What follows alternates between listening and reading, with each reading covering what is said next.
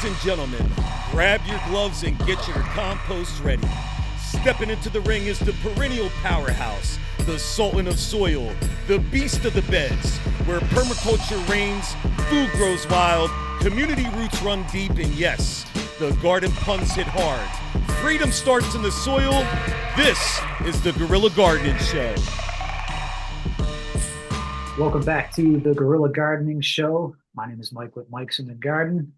Here with Sam from Central Florida Abundance. What's happening, Sam? What's going on, y'all? Happy to be here. Just got in from planting some onions in the middle of the night. It's early December now, and excited to let those sit for 4 months and then get some onions for next year. So are these bulbs or seeds? They're bulbs. Yeah, I Okay. started with onion sets, doing two types this year. Uh, I've got a Creole red and a Texas sweet. The Texas sweets bulletproof, always do well for me. So this year I'm trying in some variety because people love those red onions. Yeah, yeah. But yeah, I hear you got a plant to talk about today that is almost an herb that you mix in with some tomato sauce and onions. Uh, but it's not quite your normal oregano, right? No, no. This one, this one is the Cuban oregano, Okay. and I'm trying to get this other video set up here, but we'll just start with this one. So this is planted in my front yard garden patch, which you may remember Sam was planted over my septic tank. Yeah. Okay, so um, I've read that they're not deeply rooted. I've read that they can, I mean, this thing, well, let's just take a look here because I just pruned this back this past weekend. That's a separate cutting, but look at how big this root system is. You can see all the cuts that I made there Oh wow. and And what's left over here. Um, so it fell over at some point maybe and rooted. It just continued to root on the stem that was on the ground. Yeah, this thing, there's another chunk there. I don't think it fell over at all. I think it just widened its growth. And like that one's just um, a volunteer here. But Yeah. Yeah, the but Cuban yeah, oregano is super abundant, really easy plant to share. Taking a branch is really easy just to root it from cuttings. And then you can spread it around your whole garden just from one. If you want to use it as chop and drop, you have to shred up those pieces. And I've got a new toy I've been using for these kinds of plants. It's a small electric chipper shredder, and it allows me to chop and drop the Mexican sunflower stems, cassava stems, Cuban oregano, toilet paper plant, all of those things that you couldn't traditionally just leave the branches laying around unless you want 100 of them, growing in that spot. But if you shred them up, then there's no chance of them rerooting, and all the nutrients they've accumulated can go back into the soil. But also, I mean, this is a culinary herb. It can be harvested and used. Do you use it, in recipes or anything? we haven't. My neighbor, I just one of my next guerrilla gardening videos is going to be putting in some plants over at her house because I got a loquat that's ready for her, probably a moringa. And she, even though, we're looking at the smaller sized, pruned back Cuban oregano here, she'll still knock on my door and say, Mike, can I get some Cuban oregano? I'm like, you can have as much as you want. Believe me, I'm not going to miss a couple You branches of this. you But probably won't even notice. now I think she just cooks with it for the flavor. Yeah. I don't know if it's, what the consumption was like, but um, I've From what also I've used learned, it. Go ahead. oh yeah, it's definitely a pot herb. you're not going to eat the leaves, but you put the leaves in, like a bay leaf or like rosemary where, you take it out. But all of the flavors from it, you cook it in a soup, in a slow cooker with some meat, all those flavors are going to go into whatever you're cooking. But yeah, as far as, I mean, I've never tried. I'm sure maybe some people do, but it's not a leaf that would be pleasant to eat from what I can tell. It's very fuzzy, and very tough.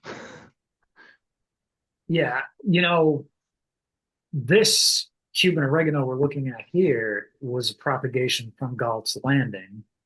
And when I received this propagation, we were using it. Jim had a viewing of the movie Jones Plantation. Shout out to Jones Plantation. People should go check that out. But we were using the leaves as bug repellent. Oh, okay. And I'm not entirely sure how effective it is because when I've used it, I wouldn't say that there was really a ton of bugs around anyway, at least affecting me. So I can't give an honest opinion on that, but other people said that it worked for them. So, um, but I do have,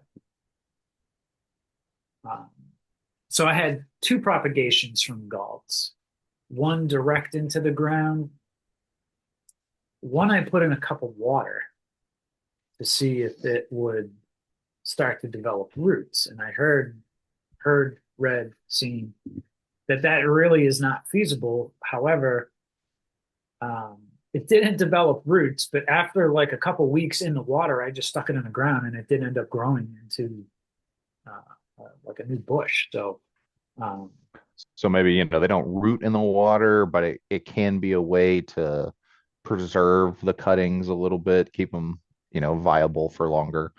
yeah, that's what I'm thinking. Um, and I even have nifty little It looks video like, here. according to the internet, people do say that they use the Cuban oregano to repel mosquitoes and other small insects. Okay, It's got the same, it's got thymol, which is, the compound that oregano, thyme have in them. Um, and it can be a bug repellent, a lot of these things. It's never going to work like your off spray, yeah, it's something that probably needs to be, continuously applied, or you keep the leaves on you. What I like to do, I use beautyberry a lot for that.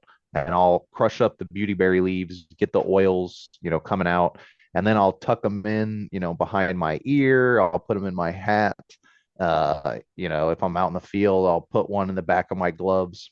Any places that, you're getting bit often, you can put a leaf there, and, it can repel the mosquitoes pretty well. hmm. But as far as just like crushing up a leaf and rubbing it on you, and I probably wouldn't last too long. Nah, nah, I wouldn't think so. This is the propagation here that you can see. Yeah, I think like you said, it pretty much preserved it, but it didn't root and it went in the ground. I had somebody give me what they said was toilet paper plants. And now I'm like, nah, I'm pretty sure that was a Cuban oregano. I know they look similar, but the What's your feel, way of telling them apart? mostly the smell. The Cuban oregano does have Oh, a okay. very pungent smell. I mean, I didn't wipe with either one, if that's what you were asking, but No, no. I've noticed sometimes the leaves can look a little different, but it's hard to say which one has what characteristics unless you're looking at them right together. I think the Cuban oregano has more serrated edges, and then the toilet paper plant is usually smoother.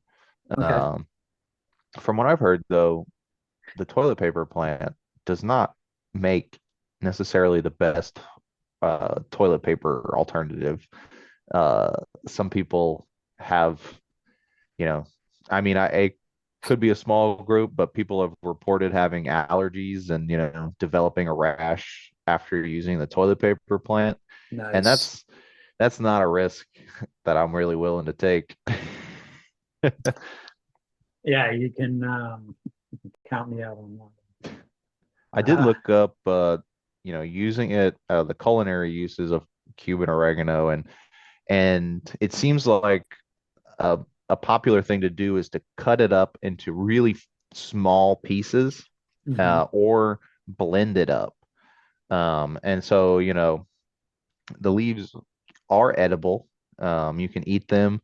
Uh, the word of caution that I see most is, it's a lot of flavor. And so start with a little bit, and you can add more throughout the cooking process. But if you cut them up into real small pieces and cook them a bit in whatever you're making, then it's fine to eat the leaves. Okay.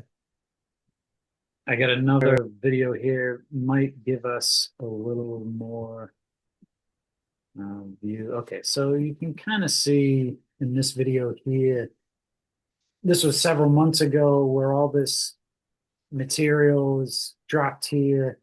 I now have a moringa planted there, a panadol planted there. Um, the moringa is probably just going to be 1 year up and out because, again, this is on top of my septic tank. So, Yeah, that's one that probably could dive into there. yeah. You have So, other trees on there? Is your citrus tree in the ground? no, two citrus trees are in 25-gallon pots. The Cuban oregano, the cranberry hibiscus, ashwagandha. There's a pineapple, Spanish tarragon. None of those things should really cause a problem. Yeah, and Yeah, I mean, echinacea. really, the Cuban oregano is pretty shallowly rooted, and a lot of the plants that root from stem cuttings, um, their roots primarily just exist on the surface. Because I mean that main root system is usually pretty short-lived because it's gonna, propagate and set new roots in a different location. But none of those ever get too big. And the cranberry hibiscus is an annual. I just cut one down that was a year old, this cranberry hibiscus, and I mean it was probably like this thick, but I, you know, it's right next to a water source, so whether that's playing a role in it or not, but um, yeah, this Cuban oregano was starting to shade. I have an echinacea plant in the ground that I think is just not getting enough sun because of this Cuban oregano. And I really wanted to see what this kind of root structure was going on here because I'd cut it back. 2 months later, it's 3 times the size now. So, um, being that this has been in this spot for almost 2 years, I really wanted to just cut it back and see what this root system was looking like. And as you could see, Did that was did you dig it up? Did you get in there and check out the roots? no, really, it was just what we saw on top of the ground there. Those big stumps, yeah. Yeah, but I pulled like one out of the ground and it came out pretty easily, but I don't think it was probably a month or two old, so it wasn't very established. But So what's your main function for the Cuban oregano? Like what is the benefit to you? How do you use it? What might other people use it for if they've never seen it? um, I mean, I've mostly used it for chop and drop. Um, I will. I've got a couple Hugo culture spots that all along the backside of my property, that fence line is where I have most of my fruit trees. So I have compost bins where 6 months from now I'll have fruit trees, or I will. There's one spot where the Asian pear tree that we did a video on not too long ago is now defunct. It is dead. So Ah, Bye Asian pear tree. I also Well, we lost, pretty much we lost, pretty much knew that that thing yeah, was. my banana tree died. Um, Oh man. and I was trying to make sure that I gave it a lot of water. So I'm not sure what happened to it. Every banana tree I planted in that spot does not survive. So I think I just need to find a new spot. I Yeah. think that's the lesson here. Even though it's in that circle of constant compost and nutrients. I mean, you look at the papaya tree, maybe the papaya is sucking up all those nutrients because that thing's like 10 feet tall and less than 2 years old. And my 2-year-old banana tree is not even waist high. So, Yeah, that's something. I mean, really, if there should be enough to go around that they're not competing. One day we're gonna have to go over and make you a banana circle and yeah, just start it from scratch, do it right. I'm going to You can, say it's the soil, um, even though it's right next to the compost.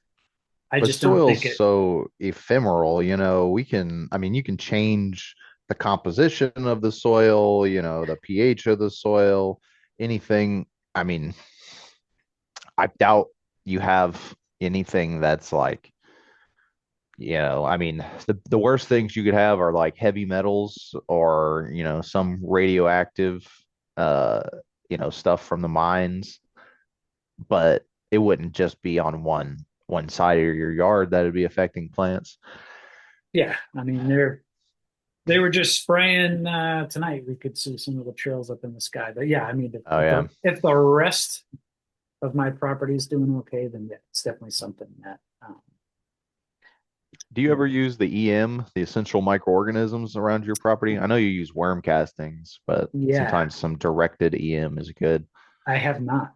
I have not. It's definitely a game changer. I mean, you know, really there you're just implementing microbes that should be in a healthy environment anyways. And because our, urban areas are so defunct, they've been disturbed and mistreated for so long, they're not a healthy environment. And so we don't really have those microbes that, you know, keep these long-lived systems healthy. And so, applying them early on is a great way to inoculate the trees. You'll probably, you need to apply them multiple times in the early days because, a lot of times with an unhealthy system, they just can't survive. But every time you apply, it can seed the population of those microbes. Um, and it's really like the lactobacillus, having lactobacillus, different strains of that in your soil and on your plants. I mean, they have become, you know, uh, more and more important for living things. Humans need the lactobacillus in their guts. A lot of our issues come from, those bacteria being depleted in our systems. Healthy natural systems need the lactobacillus along with, diverse microbes, but that's kind of an indicator species. So most of the EMs are, using a lactobacillus and then some form of like phototropic bacteria that can photosynthesize and produce some of its own nutrients. Um, but you know, when you try to start without it and then you implement it finally, it's like a night and day difference. Sure. Um, Now, do you have Cuban oregano in your garden? I don't have Cuban oregano in my yard. I've planted hundreds of them. Um, and it's not a plant. Mostly what I grow in my yard are things that I can either sell or chop and drop. And I know you said that you chop and drop the Cuban oregano, and I mean, do you have it? Does it just pop up? Do those cuttings root easily when you throw them on the ground? What's your experience been like? They do root very easily. Excuse me. They do root very easily. Where I've been putting them in between the street and the sidewalk is a patch of Oh, grass. Well, okay. Make a little hedge. it's a patch of sand. Oh yeah. And so I do most of my gardening on the weekends, and then I will take, cuttings like the Cuban oregano that I don't want 1,000 in my yard. And so every weekend I'm just putting like the waste material that's going to go and get picked up. Um, I put in that front patch. So I know it's only a few days, but my my hope is that if every week I'm throwing, you know, dead and dying plants or trees or whatever over there, that it might do something to amend that soil. But Oh, it definitely will. And I mean, are they picking up that stuff? Like you said, it's where the Mhm. yard. So I mean, if you just keep doing it, it'll get better. Ideally, you'd leave, they would leave it there, but I'm sure that's not an option. But also, it's not like they're picking up every single stick. And so a Sure. couple Cuban oregano pieces get dropped, left for the next week. They're gonna root. Uh, I do have toilet paper plant, Hmm. and it was planted in my yard by someone else. That's why that's there. And I've just recently started using that for chop and drop, but it's only because I have the shredder now. Okay. And so, I mean, it makes a great mulch.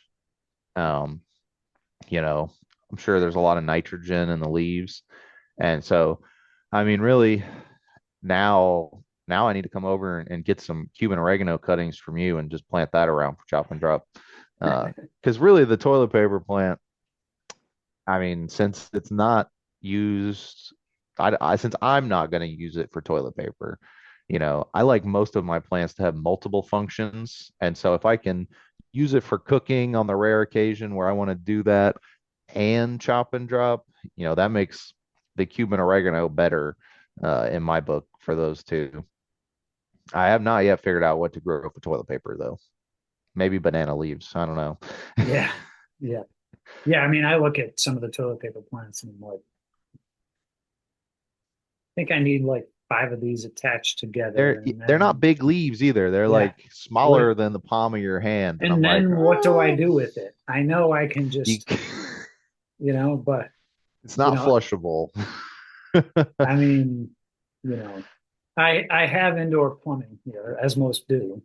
So I'm not, if I was out in the middle of the woods and I came across a toilet paper plant, I guess, you know, worlds would collide. But, You'd want to do some strong ID, and you're just sitting yeah. out in the woods. You're like, that looks like a toilet paper plant. No, but Uh, yeah, I mean, having multiple functions for plants is really the ideal when you're working on small spaces because it just helps you pack in two things into one spot.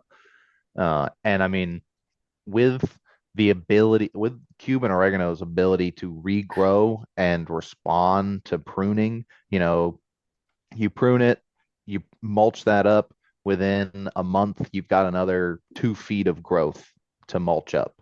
And so, you think about it as what I like to do is plant my mulch plants where they're going to be used.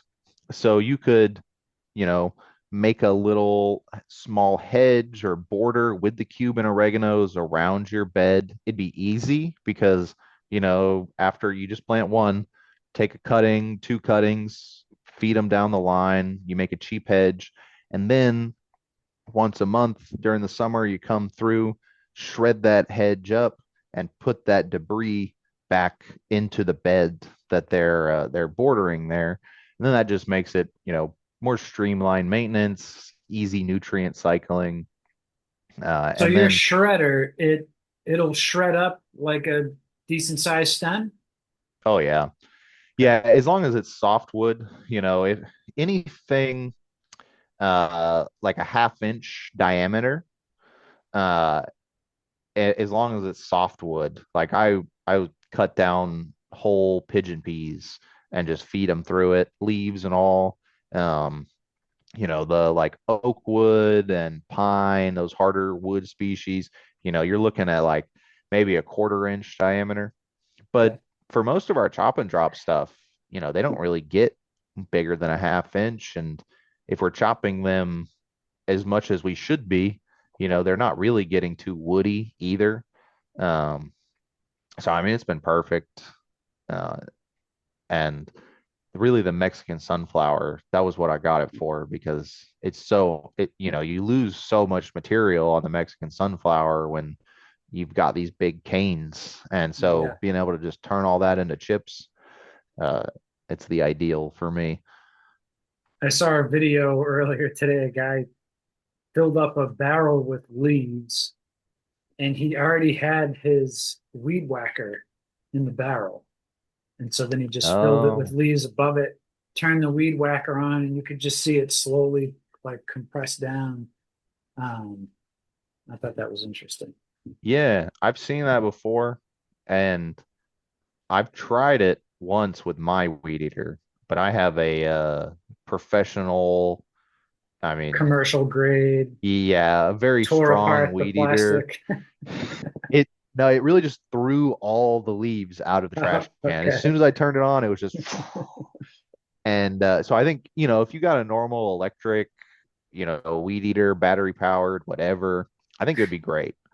Um, and and yeah, you got to put the weed eater in the bucket first because you can't do it from the top down. Yeah, yeah. Um, but yeah, this episode will probably be coming out, into December, January. That is the time for all you gardeners out there. Drive around, look for people throwing away their leaves that they've raked up. Take all that stuff. Shred it up, don't shred it up. It doesn't really matter. It'll break down eventually. Use it for different things, but don't let all that carbon material go to the landfills. Put it back in your soil. You know, it's it's a shame to see people raking that stuff out, but we can at least save it and get some use out of it since they're destroying their soils. Yeah, let me share this real quick. This was last weekend.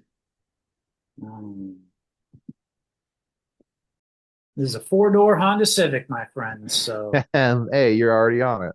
there you go. Look at that. And that was a nice maple tree.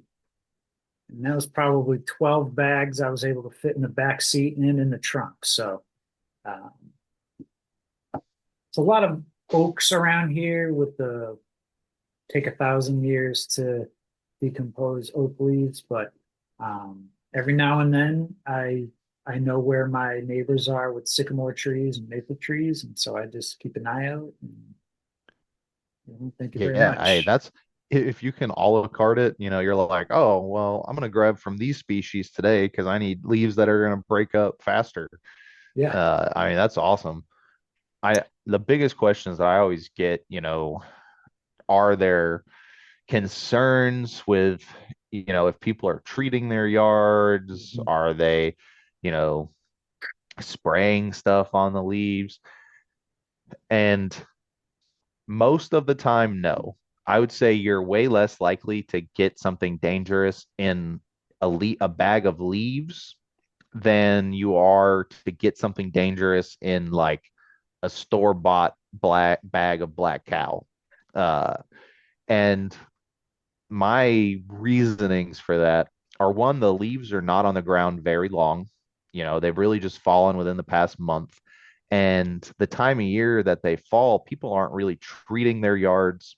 You know, they're certainly not, spraying things on top of the leaves mostly. If they want to treat the yard, what they're doing is getting the leaves out first before they apply anything. So usually it's pretty safe. I've never had problems. You do pick up a lot of trash. Mhm. So, you do want to sort through that. And my biggest recommendation, just off personal experience, if you're going to spend a day spreading a couple hundred bags of leaves that you've collected around, wear a mask. Uh, two times that uh, I've done that without a mask. The next couple days, terrible congestion. There's stuff, all that dust, there's, spores and things, they're all in the air. You want to keep that out of your mouth and your nose. But once it's on the ground, it's all very safe.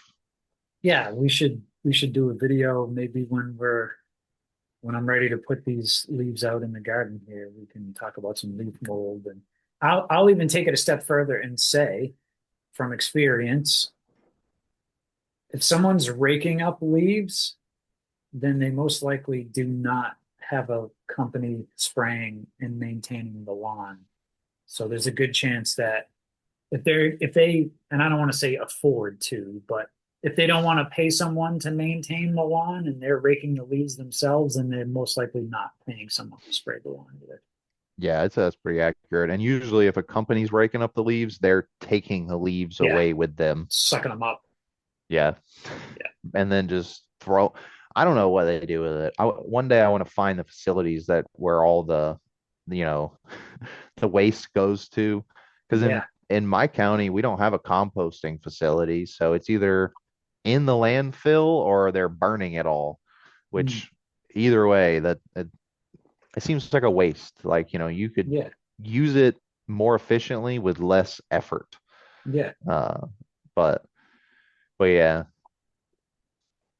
All if you right. really want some efficient mulch, plant some Cuban oregano and then shred it up. Yeah. It grows. I mean, it will not stop growing. I can't say how fast it will actually grow, but it'll it'll be there when you need it. That's for sure. So, and I can tell you the ones that I have in the back aren't as abundant as the one in the front, so I do attribute that to the septic thing. So, Ah, okay. Hmm. so Problem for a future episode, it sounds like. yeah. I was trying to think of a pun in there, but we'll say that one. So, Sam, why don't you tell everyone where they can find more of you and your services?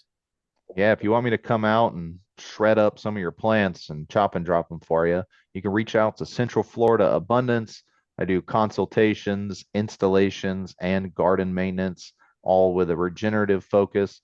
And then I also sell produce locally in Polk County on our website, igofarm.com.